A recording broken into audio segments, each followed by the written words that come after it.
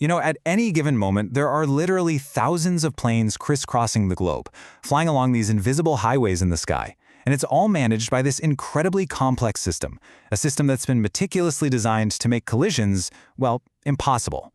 But on November 12, 1996, over a small town in India, the impossible happened. In this explainer, we're going to break down the deadliest mid-air collision in history. 349. That's the number that really defines this tragedy.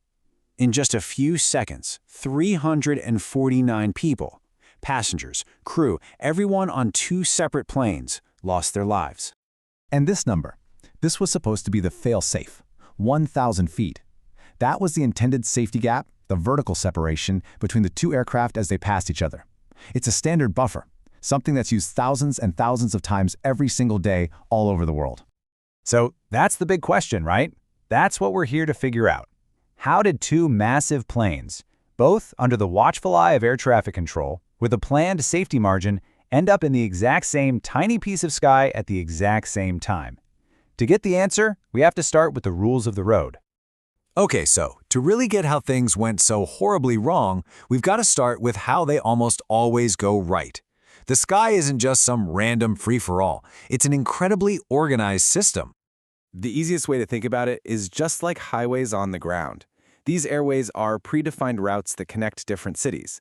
And air traffic controllers, well, they're basically the traffic cops of the sky, making sure everyone stays in their lane and everything keeps moving safely.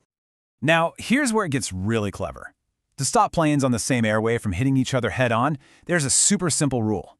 If you're flying east, you fly at an odd altitude, say 35,000 feet. If you're flying west, you fly at an even one, like 36,000 feet. Just like that, you've automatically created that critical 1,000-foot buffer. Simple, but incredibly effective. All right, so with that rule book in our heads, let's turn to that fateful day and introduce the two aircraft whose paths were about to cross over a town called Charki Dadri in India. So on one side, we have Kazakhstan Airlines Flight 1907. It's an old Soviet-era cargo plane, an Ilyushin 76, flying into Delhi.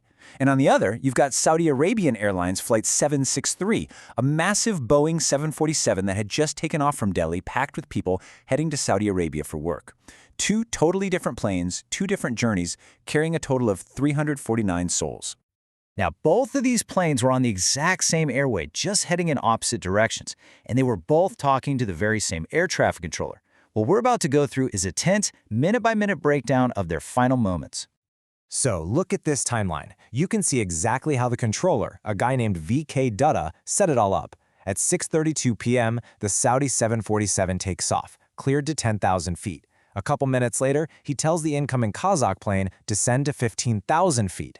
Then he goes back to the Saudi flight and says, climb to 14,000 feet. You see, the math is perfect. One plane at 15,000, the other at 14. That 1,000-foot safety buffer is officially locked in. At 6:39, right after the Kazakh crew confirms they're at 15,000 feet, Controller Dudek gives this final, absolutely crucial instruction.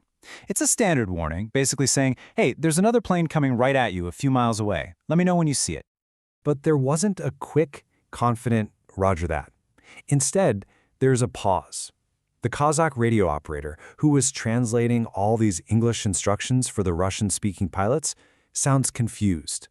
He asked the controller to repeat the message. And in that moment, a few precious seconds just evaporated. But before any clarification could be sent or received, a different voice just cuts through the radio frequency.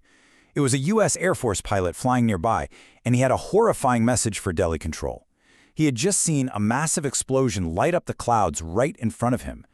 On the radar screen, the two planes were gone.